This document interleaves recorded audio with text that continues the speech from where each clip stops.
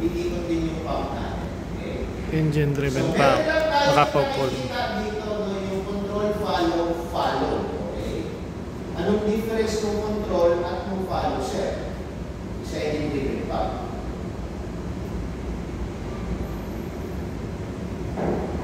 Okay? Yung pressure natin, control mode, palagi lang siya naka 50%. Okay?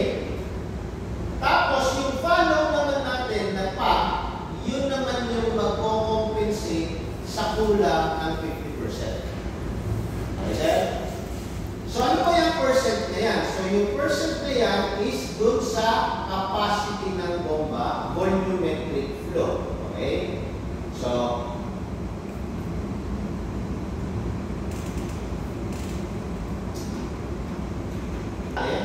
ito yung nagsusupply ng oil. Okay, sir?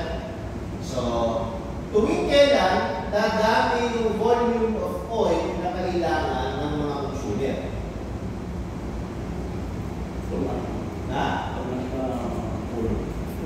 Pag nag-increase ka ng speed. So, bakit dumadami yung kailangan nila oil kapag nag-increase ka ng speed? Okay, so frequency. Okay? Kapag umandar ka ng 30 RPM, 30 times sa isang minuto, yung injection, 30 times yung activation. So, yung ginamit ng oil papunta ng plunger at exhaust fan, i-drain dito pa rin kasama. So, pag nag-increase ka ng speed, 60 RPM na, times 2 na. Okay? So, kailangan mag-supply sila ng doubling amount of oil per minute. Kaya, nag-i-increase yung capacity nila. Okay, sir? So, volumetric. Okay, without, ano sir, no?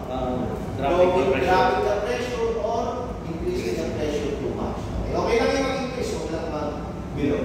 Okay? So, yun yung trabaho ni control at ni follow. Si control palagi 50, si follow, siya na yung magdadagdag sa kulang mo 50% pa. Okay, pwede siyang below 50, pwede siyang equal to 50, pwede siyang greater than 50. Okay? Kailangan ko ba? Yes, sir. Pwede naman palit-palitan. Okay? Pero kailangan ko. Ha? Hindi naman.